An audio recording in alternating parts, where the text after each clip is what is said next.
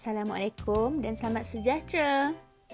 Bertemu lagi dalam video pembelajaran sains bersama Cikgu Farah Dila. Selamat belajar dan tonton video ini hingga ke akhirnya. Dalam pembelajaran pada hari ini, kita akan teruskan pembelajaran dalam unit 8 iaitu asid dan alkali. Terdapat dua tajuk kecil yang akan kita pelajari pada hari ini, iaitu bahan berasid, beralkali dan neutral di sekeliling kita dan pengganti kertas litmus. Murid-murid boleh merujuk buku teks di halaman 111 dan 112.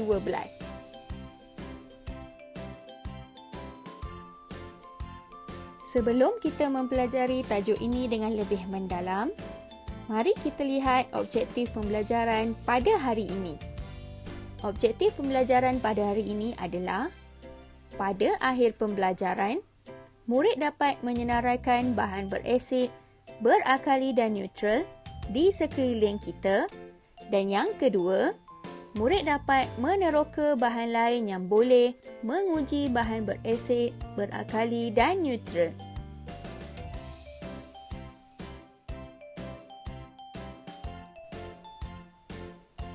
Mari kita ke aktiviti yang pertama, iaitu bahan berasid, beralkali dan neutral di sekeliling kita.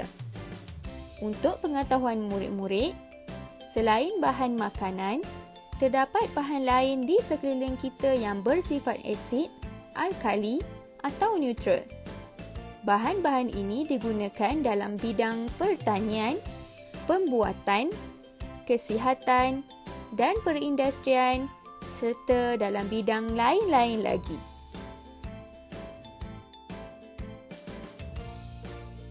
Ayah, mengapakah kita perlu menabur kapur pada tanah ini?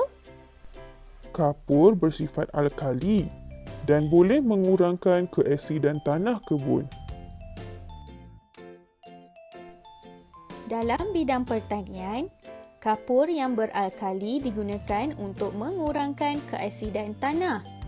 Ini kerana tanah yang bersifat asid mengandungi kurang nutrien. Apabila tanah kurang asid, maka dapatlah tumbuhan yang ditanam hidup dengan subur. Sengatan tebuan bersifat alkali. Cuka boleh disapu pada kawasan yang disengat untuk rawatan awal.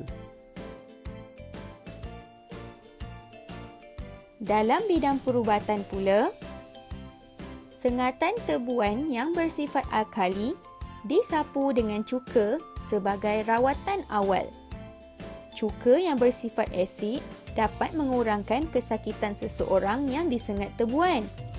Jadi, sekiranya disengat, kita boleh menyapu sedikit cuka di tempat yang disengat sebagai rawatan awal sebelum dibawa ke klinik untuk rawatan yang selanjutnya.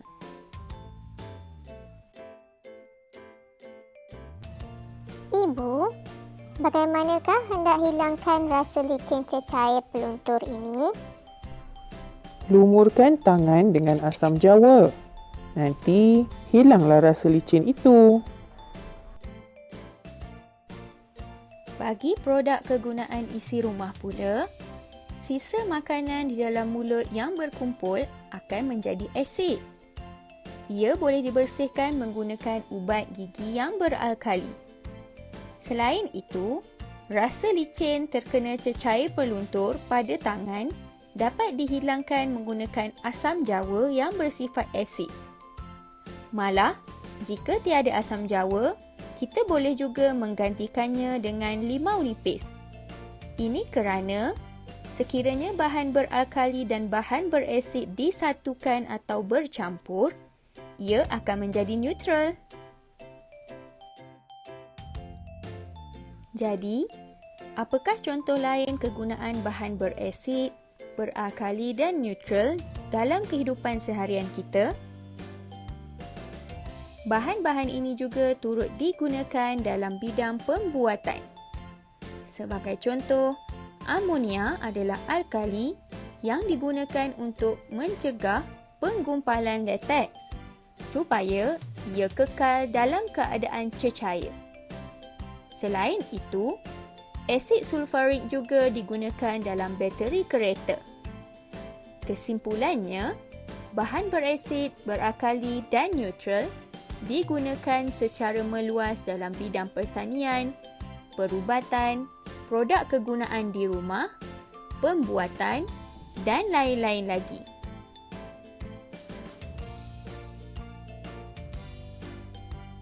Murid-murid, penting untuk kita mengetahui ciri-ciri bahan, terutamanya asid dan alkali, kerana ciri-ciri ini memberikan kita idea tentang kegunaan yang mungkin bagi bahan tersebut. Selain daripada ujian kertas litmus, terdapat pengganti yang boleh digunakan untuk menentukan sama ada bahan adalah berasid atau beralkali. Oleh itu, mari kita ke aktiviti kedua untuk mempelajari tentang pengganti kertas litmus.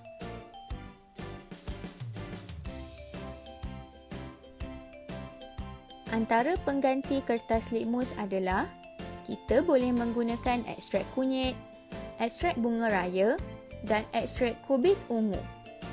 Ekstrak-ekstrak ini menunjukkan perubahan warna apabila diuji dengan jenis bahan yang berbeza. Ekstrak kunyit akan mengekalkan warna kuningnya dengan bahan yang berasid. Warna kuning pada ekstrak kunyit akan bertukar menjadi merah sekiranya bahan yang diuji bersifat alkali. Ekstrak kubis ungu yang berwarna ungu akan bertukar warna merah dengan bahan berasid dan warna ungu akan bertukar biru kehijauan dengan bahan yang beralkali. Warna merah jambu larutan ekstrak bunga raya akan bertukar berwarna merah apabila disatukan dengan bahan yang berasid. Ia juga akan bertukar berwarna hijau sekiranya bahan yang diuji bersifat alkali. Mari kita ke aktiviti yang ketiga untuk meneroka pengganti kertas litmus yang boleh menguji bahan berasid, beralkali dan neutral.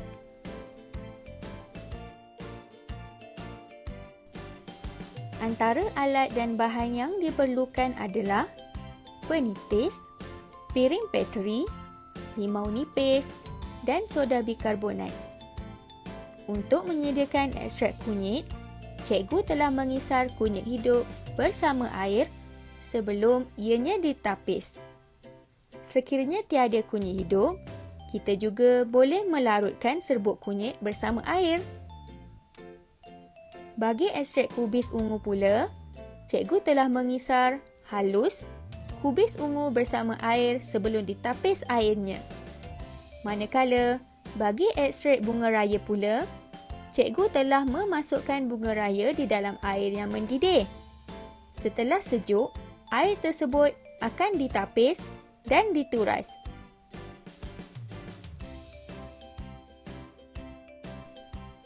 Mari kita teruskan dengan langkah-langkah uji kaji. Yang pertama, masukkan 5 ml perahan air limau nipis dan 5 ml larutan soda bikarbonat ke dalam 2 piring petri. Kemudian, titiskan ekstrak kunyit dan perhatikan perubahan warna. Ulang langkah 1 dan 2 menggunakan ekstrak kubis ungu dan ekstrak bunga raya. Uji bahan berasid dan beralkali selain air limau nipis dan larutan soda bikarbonat. Dan yang terakhir, catatkan pemerhatian terhadap sebarang perubahan warna yang berlaku.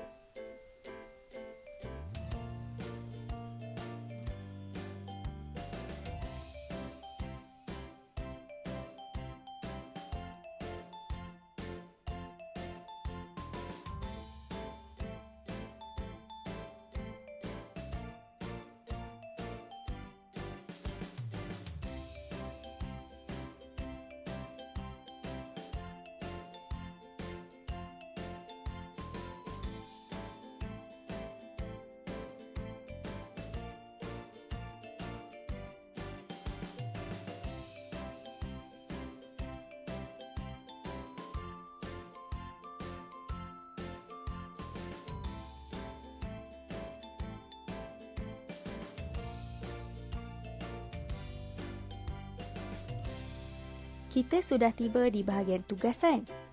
Murid diminta untuk membuat buku aktiviti di halaman 75 dan 76. Dalam muka surat 75, murid diminta untuk memilih dan mewarnakan bahan lain yang boleh digunakan untuk menggantikan kertas litmus. Kemudian, tulis dan nyatakan cara untuk menguji bahan berasid dan beralkali menggunakan salah satu bahan yang telah diwarnakan. Dalam halaman 76 pula, murid perlu menyatakan contoh bahan berasid dan beralkali yang digunakan dalam kehidupan seharian kita. Lengkapkan ayat dengan jawapan yang betul berdasarkan maklumat yang telah kita pelajari dalam aktiviti yang pertama tadi.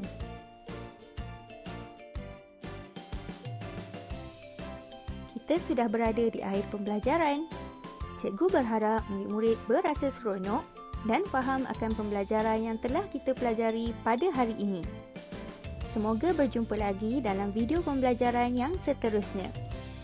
Murid-murid boleh menonton video eksperimen pengganti kertas litmus dalam video yang telah cikgu sediakan dengan menekan pada pautan video yang telah ditunjukkan selepas ini. Jumpa lagi. Bye.